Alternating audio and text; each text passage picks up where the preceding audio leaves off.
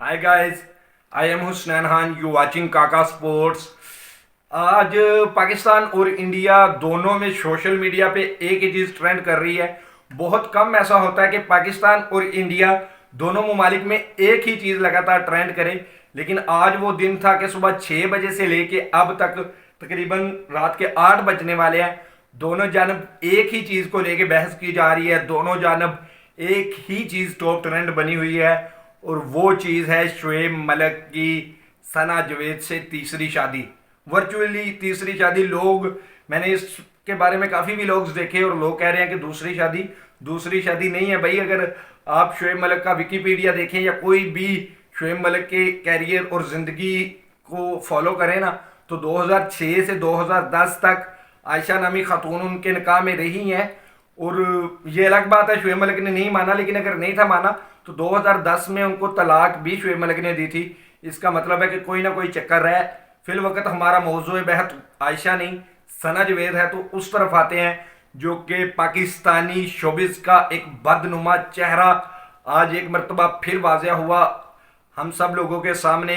कहा जाता है कि पाकिस्तानी 80% घरों का माहौल टीवी ड्रामे और फिल्मों को देख के बनता है, क्योंकि पाकिस्तान की 90% से ज़्यादा खातून पाकिस्तानी ड्रामे और टीवी देखते हैं और उससे ही आपके घर के माहौल और मूड पे सारा कुछ चल रहा होता है। और ये जो शादी की है शोएब मलिक ने, ये समझ से बाहर तो ज़रूर है, लेकिन इसमें बहुत सारी इन्वेस्टमेंट मुलव्वस होती है, बहुत ब्रांड मुलव्वस होते हैं कि करोड़ों रुपया वो लगाते हैं कि आपने हमारे ड्रेस पहनने हैं। फिर ब्रांड के कैमरामैन आते हैं कि आपने इस एंगल से फ़ोटो लेनी है, आपने इस एंगल से फ़ोटो लेनी है। और अब वो आने वाले वक्त में जैसे जैसे जिन जिन मॉर्निंग शोज़ में जाएंगे, जिन भी शोज़ में जाएंगे, वहाँ पर भी यही कुछ होगा कि पीछे उनके डिज़ाइनर इन्वेस्टमेंट होंगे और उसी चीज़ को, इस चीज़ को लेके चला जाएगा, प्रमोट किया जाएगा कि दूसरी शादी करो, नहीं चल रही तलाक लेके तीसरी करो। तो ये वो बदनुमा पाकिस्तान शोबिस का चेहरा है जो वाज़िया होता हुआ हमें नजर आया है। शोएब मलिक और सानिया मिर्ज़ा के दरमियान अलहदगी की बातें ज़रूर गर्दिश करती रही है, लेकिन अभी तक कोई मुसद्दका इतला नहीं है कि इन दोनों की अलहदगी हो चुकी है। लेकिन मुझे नहीं लगता कि इस शादी, शोएब मलिक की शादी के बाद दोबारा सानिया मिर्ज़ा कभी भी शोएब मलिक के साथ रहना पसंद करेंगी। इसमें शोएब मलिक का कुछ नहीं गया, वो बहुत बड़ा स्टार है। आज भी वो बांग्लादेश प्रीमियर लीग में अपनी टीम की नुमाइंदगी कर रहा है और दुनिया का दूसरा T20 प्लेयर बना है जिसने 13,000 रन मुकम्मल किए हैं। और सानिया मिर्ज़ा के पास भी जितनी फेम है उन्हें भी कोई फ़र्क नहीं पड़ेगा। फ़र्क पड़ेगा तो उस नन्ही जान को जो इनका बच्चा है। सिंगल पेरेंट्स बच्चा कभी भी आपका उस तरह से ना ग्रोथ कर सकता है, ना उसकी नशोनुमा होती है, ना उसका माइंड स्ट्रोंग हो सकता है। आप एक कमज़ोर बच्चे की बुनियाद रख रहे हैं इस तरह के फैसले करके। और इंडिया तो आज सारा सरापा एहतजाज है एक किस्म का। टीवी पे उन्होंने तपस्वी जी को बिठा लिया है और यही कहा जा रहा है कि देखें ना, सरफराज ने धोखा दे दिया और उसने शादी कर ली, इसीलिए तो बोला था कि पाकिस्तानी इतबार के काबिल नहीं। सना मिर्ज़ा ने सबसे आगे होकर शादी की थी, तो अब मज़ा चखें। तो काफ़ी ज़्यादा शर्मिंदगी उठानी पड़ रही है इंडियन चैनल देख के आज। लेकिन अब क्या कर सकते हैं कि शादी की इजाज़त इस्लाम में, इस्लाम देता है मर्द को बार बार, लेकिन उसके कोई तौर तरीके भी होने चाहिए।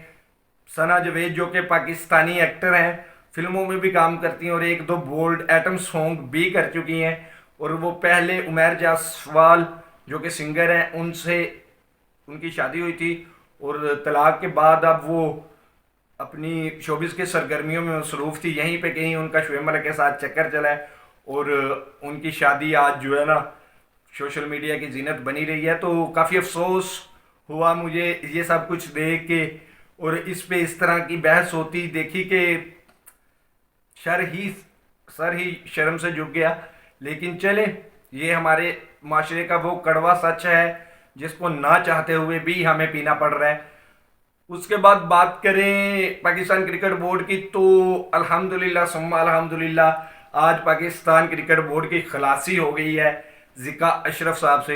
जब से ज़िका अशरफ साहब आए हैं ना, मैं हमेशा से उनके मुखालिफ रहा हूँ कि उनको क्या पता क्रिकेट का। वो जब भी आते हैं पाकिस्तानी टीम का सही से बेड़ा गर्काते हैं और मौज मस्तियाँ करके पाकिस्तान क्रिकेट बोर्ड के चेयरमैन की हैसियत से प्रोटोकॉल एंजॉय करके निकलते बनते हैं। पीछे से टीम 4-5 साल उठ ही नहीं सकती। अच्छी भली टीम बनी हुई थी, बाबर ने एक परफेक्ट टीम बना ली थी।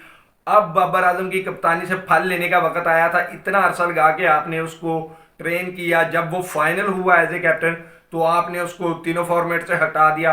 टेस्ट में आप नया कैप्टन ले आए तो वहां ऑस्ट्रेलिया से क्लीन स्वीप हुए। T20 में आपने शाहीन अफरीदी को कैप्टन बनाया ना, PSL की तारीख का सबसे कामयाब कैप्टन था। 4-0 से हार चुके हैं और कल होने वाला मैच जीतेंगे या नहीं ये किसी को पता नहीं। और शुक्र करते हैं कि ज़िका अशरफ साहब अपनी किसी भी काबिलियत की वजह से क्रिकेट बोर्ड में नहीं आए थे, बल्कि जरदारी साहब की नजर करम की वजह से और उनके नॉन लीग पे प्रेशर डालने की वजह से आए थे।